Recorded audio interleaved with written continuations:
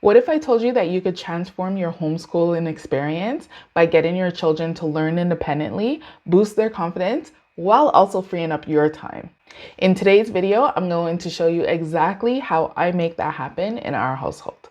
If you're new here, my name is Cheyenne and I'm a homeschooling mom of two. We've been on this homeschooling journey for more than 5 years. There's been some ups and some downs, and throughout that, there's been some lessons, obviously. And this is what I want to share with you today.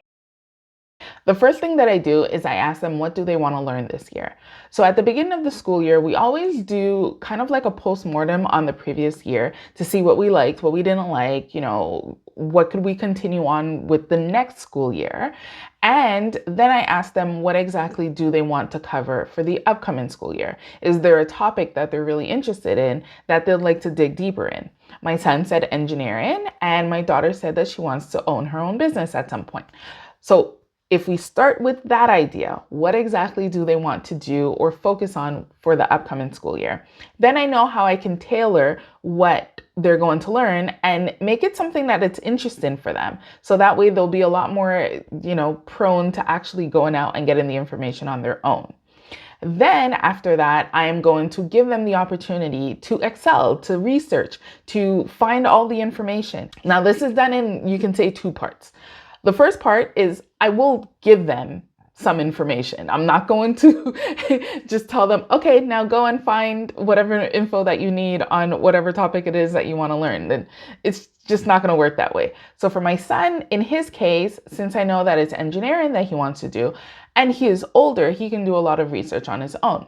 So I will give him some starting questions. I'll ask him, what exactly is engineering? Find that information and bring it back to me. What type of what different types of engineering is there out there? What do you need to become an engineer? How will this work in the future?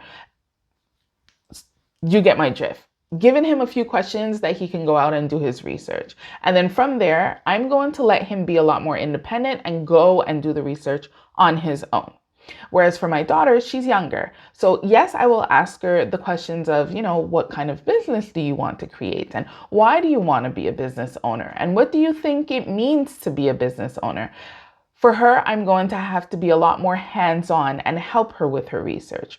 So instead of being independent 100% and just telling her to go and find the information, for her, I'll do it with her. And this is what I call supervised independence. I know it sounds a little weird because you're like, well, they're independent, but they're supervised. But hear me out. With her, I will show her where to find the information. I will show her which books that she can use, which websites that she can use. I will give her the questions, but then I will allow her to do that research. I'll let her learn how to, type on the keyboard or look in my phone or look in the book, use the glossary at the end to see the word that she's looking for. What does it really mean? These are different things that we can do to help them become a lot more independent and also develop these skills that they're going to need in the future. Now, these are for projects because it's very easy to do this with projects. Now, let's say you're working on math and you're like, okay, that's great for engineering, but I need to teach my child fractions right now. How exactly do I allow them to be independent when it comes to teaching some of the core subjects? It's still the same concept for me. I start by telling them, okay, we're going to do math today, let's say, and we're working on fractions. Well, then in that case, I'm going to teach them the topic. So I'm going to teach them what exactly they need to know about fractions. And then for the activities afterwards, or the workbook or the worksheets or whatever that they're working on, I'm going to give them the chance to be by themselves. So there are multiple ways that you can do this. I've been doing this with my children for a very long time, so they're a lot more independent than, let's say, when I just started out. When I just started out, I couldn't leave the room and have my, 4 or 5-year-old working on worksheets by herself because she wasn't doing it. So if you're starting out, then what you can do is you give them the problem and then you do it with them. Then the next step is you give them the problem, but you're sitting next to them. You're not doing it with them, but you're available if they have any questions. And then you can graduate to, you give them the problem and you step away from the table. Maybe you're still in the vicinity. They can still see you if they have a question, but you're not right next to them. And then the best is when you give them the problem and you can completely step away. You don't even have to be in the same room as them. You can even just give it to them and leave the house if you need to, and they can still complete the worksheet or workbook that you provided to them. Another thing that I do to help with their independence is I have a whiteboard. And on this whiteboard, I list, first, let me say, I'm not one to have a detailed schedule on, at 8:15 we're doing ELA, at 8:45 we're doing math. I don't do it that way. What I do is I write down pretty much what I want to cover throughout the week, and I let them choose what they want to start with, what they want to continue with, and what they want to end with, let's say. So in that case, you can write down what it is that you want them to cover. If you're working on, a workbook, put the pages that you want them to cover, put the range that you want them to cover, whether it's for the day or whether it's for the week. And that way your child can go look at the whiteboard and decide, okay, I want to start with my French lessons, or I want to start with my math lessons. And they already know what they need to do, and they can grab the workbook or the worksheets that go with that subject. And then lastly, you always have to check their work. You need to take the time to check their work. Even though you allow them to be independent and you want them to use all of the resources that they have to be able to complete the problems that you gave them, you still need to check their work to make sure that it's accurate, right? And then you can give them the constructive feedback if there's something that they need to fix. So what I like to do is either throughout the day, I ask them, what have you done? And then I take it and I correct it immediately. And then we go over whatever problems need to be fixed. Or for my oldest, usually what happens is at night I would correct it. And in the morning time, I will go over the problems that need to be fixed in his case. Now, you might be wondering, why exactly do you want to teach independence to your children when it comes to homeschooling? Like, shouldn't we be sitting with them all the time for every single subject? No, not in my opinion. I think that there are some subjects that make it a lot easier to teach your child and then have them practice on their own independently. Now, I'm not saying don't teach your child anything, like just give them the book and let them go. I'm not saying that, but I'm saying there are a lot of benefits to having them being a lot more independent when it comes to their schoolwork. There's a benefit that they are learning independent skills because they are going to need that when they get older.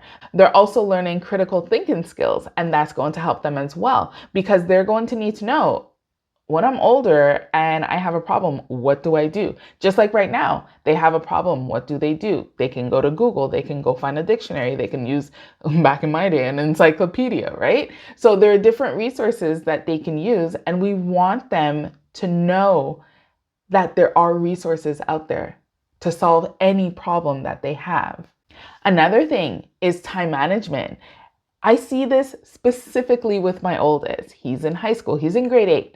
So for him, a lot of times he'll start, let's say, his geography work, and he will just blast through his geography work. And I remember at one point I asked him, where are you with math and English? He's like, oh, I just did geography. And I was like, okay, we need to focus on time management here. And this was a skill that he had to learn. He had to learn it the hard way, but he had to learn it because all through life, we're going to need to manage our time properly. So by giving him his list of work that he needs to do throughout the week, he needs to figure out how much time is he going to allocate, let's say for math on Monday versus math on Tuesday. And then if on Thursday he realizes, I still have a lot of work to do, well, then maybe he's taking too much time on another topic, right? And then this is where the adjustments are going to happen. And it's a two-way street. I can't expect that I'm going to give him a list of things to do and he's going to go, continue his week, and then on Friday be stressed out because he didn't get to finish 2 topics. That's not okay either. I need to always look and see, where is he in his topics? Is it because something was harder? Is it because I didn't evaluate the time properly that he's going to need to complete his task? So it's a two-way street. There's going to be some communication in there, but learning time management is going to be so important, especially for your older children. And then lastly, this can really help if you have multiple children in your household. So for us, I have my high schooler and I also have my daughter that's in grade 2. So my time is split between the two. Imagine if I had 5 different children and I'm teaching 5 different grades. That would be insane. So being able to give them independent work allows me to pull away from one and go to the other to teach them if there's a topic that I need to teach. Hopefully, these ideas will help you and your child become more independent in your homeschooling journey, and it'll be able to teach them these essential skills that they're going to need in the future. One thing you're going to notice is that sometimes when you give them that independent work, they might lose their focus a little bit and they might be going stir crazy because they think that you're not paying attention. Well, then in that case, I'm going to want you to look at this video here so that you can see how you can wheel back in their focus whenever they're completely just disconnected from the work that you gave them to do. Talk to you later.